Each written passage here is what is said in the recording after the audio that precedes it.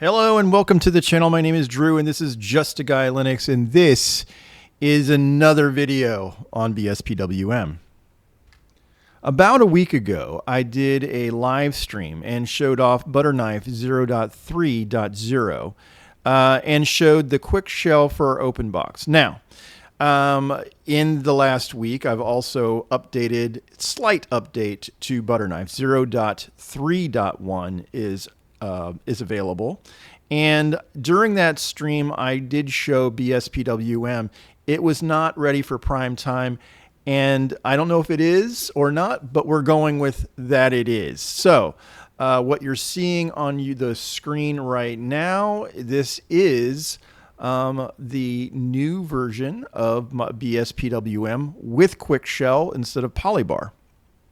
Now, my last full video on BSPWM was about 8 months ago, and there has been some changes, obviously, with Quickshell, but I did want to mention that when I say my version of BSPWM, I have kind of extended some of its functionality by porting over the tab groups and stuff like that from DWM. So I'll try to show everything if I can remember everything, but at the same time, I wanted to really show off what Quickshell provides, something as stable and feature complete and rich as BSPWM.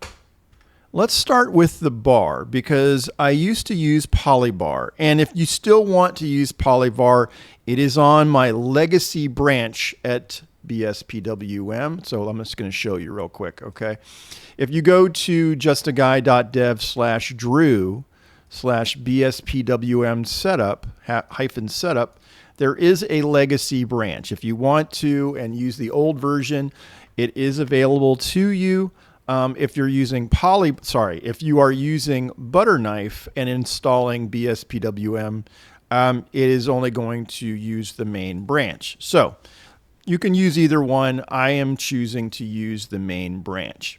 Now, if I left mouse click the little Debian logo up here, it is going to show me the Rofi menu, okay? And here this is not anything special. It's the same Rofi menu that you've seen before. If you want, you can also use a keybind, super spacebar, and you are looking at the same Rofi menu. If I right click up here, okay, it is going to show you a number of wallpapers. If you change the wallpaper, it will change the color scheme for everything. Now, that's where I'm going to stop for a second. So let's go over to Workspace 1, where the default terminal, which is Kitty, and the default file manager, which is Thunar. And let's go ahead and right click and change the wallpaper to, let's say, the Groovebox wallpaper. You'll notice that everything changes not just in the bar, but in the terminal, in Thunar, as well as Rofi. And if I, let's say I ask for a dunce notification also changes with the expected border as well. So let's go ahead and change it again real quick. Let's think about something different color. Well, I mean, here's the Kanagawa theme, so it's going to be super blue. All right, that shows you what that will look like. Same thing. Let's go ahead and change it to, this this one up here, which is kind of a retro Debian look. All right. And yeah, I mean, you get the idea. Let's go ahead and change it one more time. But the idea also is you can affect you can put any wallpaper that you want in there. Let's go. I'm going to do it one more time, guys. Yeah, let's go with this one. Okay. And when I'm saying that is like, okay, so you go to the user.config BSPWM directory, And if you go into the wallpaper, because this is very modular, you see tabs and dunst and so on. As far as the Quickshell and the Quickshell network, all that has to do with the things that you're seeing here. And when I get to Quickshell network, I'll talk about that in a second. But, oh, wrong one. So if I go to wallpaper and I just drop a new wallpaper in, it will show up here, and you'll be able to change to that color scheme. Okay, let's go to workspace 3, because I'm going to show you four terminal windows. All of them you're going to see there's an A, a B, a C, and a D. And when I either right or left click the layout picker, you can change it to anything you want. So let's just say I want this R tall. Okay, you're going to see that it moved everything. If I want this wide one, you're going to see that it moves the B all the way to the top, and it's full screen. Or even you can choose even. All right. Now, obviously, you can still move things around. So I just go, super shift and then left arrow. And then I can put things back. Actually, you know what I'm going to do? I'm going to actually let me put the screen key on. Okay. It's up here. So now you're seeing that there is an 8-pixel gap between each window. If I want, I can just change it. See, easily changing the gap in between each window. So now there's a 28-pixel gap between A, B, C, and D.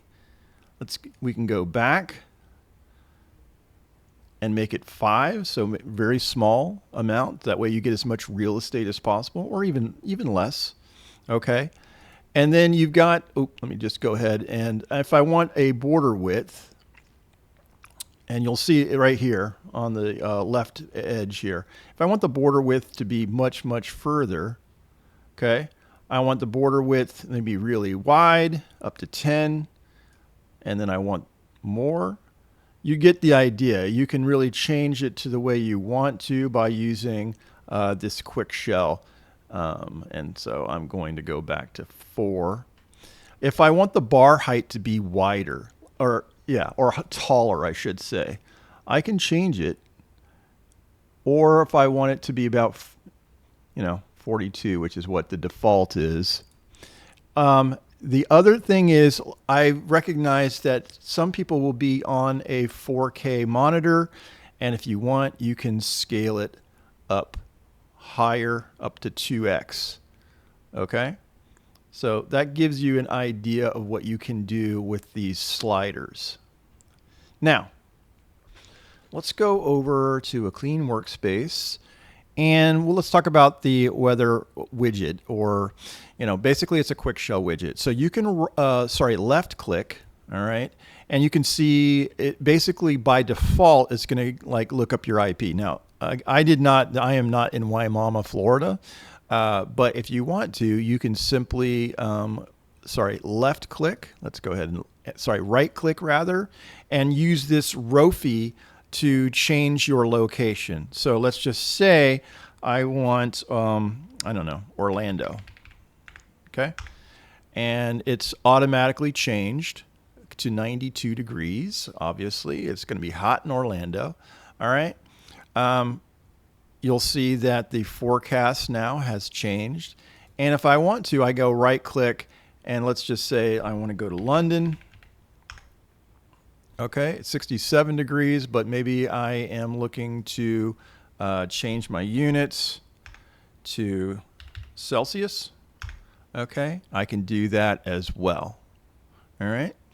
Now let's keep going. So these are not clickable events here, but when you get over here to the volume, this is something that you can scroll.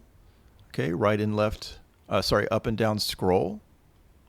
And if I left click, it will mute. And that will just toggle mute on or off. So you can, by left clicking, you can just turn off, or basically turn on, I should say, do not disturb. and then you would just toggle it off. If you right click, it is going to show you the last notification. Since there was no last notification, nothing is missing. If you click here, you're going to get just a standard calendar. Same thing if you right click. Now these are there. These have been there. This is part of the. This is when. This is part of Polybar, in fact. So if you click on this, it's just going to pop up flame shot, so that you can kind of like, you can basically get your, flame shot going. And if you click on this, it's obviously going to put you in a power menu, so you can log out, shut down, reboot. Okay. All right. Now, let's go and talk about some things that are not Quickshell. So let's go back over to the third workspace, and let's just go back to like a normal tiled layout.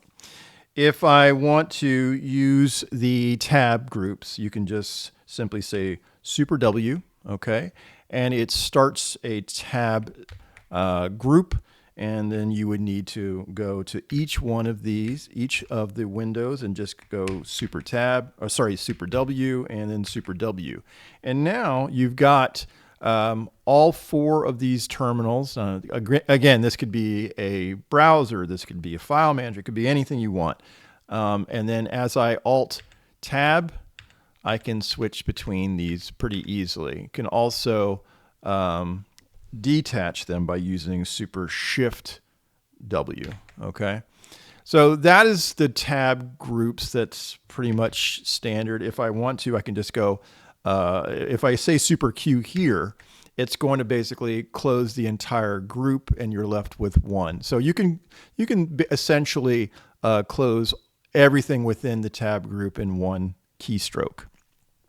Now, I feel like I've done this before. If you have not seen my other BSPWM video, you can basically elevate any window into a Scratchpad. So let's just say I want to say Super Alt 1, okay? It'll say Scratchpad 1 stored, okay? So if I go to a different, let's say I'm on workspace 9 now, if I say Super Alt 1, it will now show that, this actually isn't a very good example. So let me just say I'm in HTOP. If I say Super Alt 1, it will basically hide the Scratchpad, and then Super Alt 1 will then show the Scratchpad. So even if I go back over to a blank workspace, Super Alt 1 will now show that Scratchpad on a different workspace. Okay, let me go over just to show the website. Again, justaguy.dev/drew/bspwm-setup. And you're going to get the, the full Monty when it comes to this this Quickshell version of BSPWM. I also have been trying to add some stuff to the wiki. So if you are here and you go and look at the wiki, it should show you things about Scratchpads, for example, about how to elevate as well as release the Scratchpad. So you can decide, it's like, oh, I'm over here, and now if I say Super Alt Shift 1, okay, it is now released this, and I can just add it back in full screen. So that was Scratchpads. I did show tabs as well. And so for the most part, you've seen pretty much everything that I was going to show in this video. Hope that you enjoyed it. It has been kind of cool exploring what Quickshell can do. As you can see, all the Quickshell files are here. Yeah, pretty darn cool as far as I'm concerned. And this is now my daily driver.